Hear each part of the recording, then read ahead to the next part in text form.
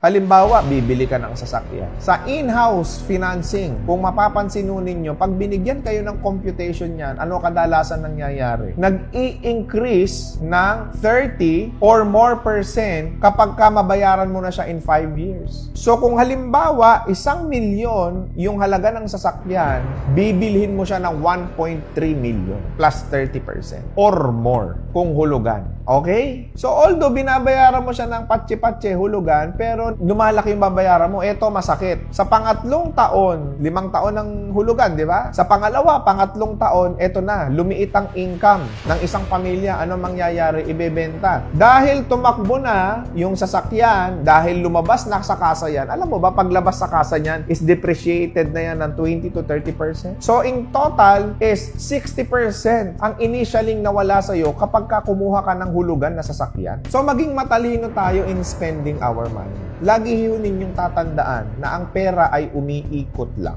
Umiikot lang yan. Ang tanong, pag ikot ng pera, bakit konti ang napupunta sa atin? Bakit yung ibang mayayaman, marami ang napupunta sa kanila, pero pag gastos nila, lalong dumadami yung pera nila? Because they know how to invest their money doon sa magge-generate ng income.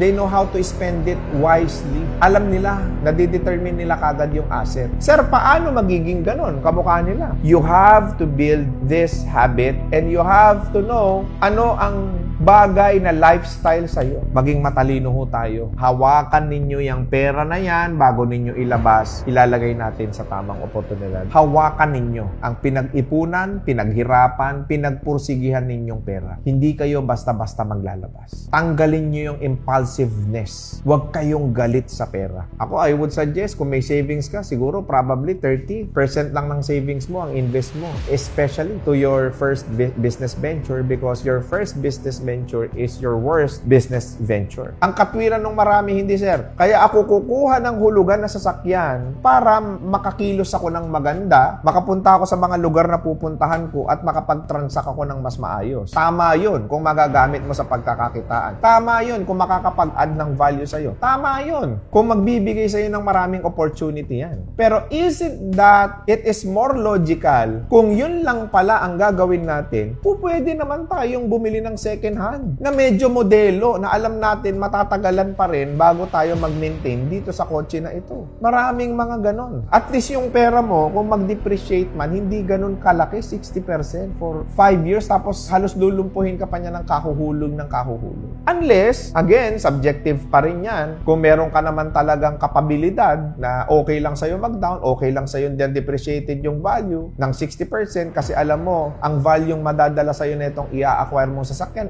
mas malaki doon. Kaya mong i-generate. Di okay lang din. Hindi ba?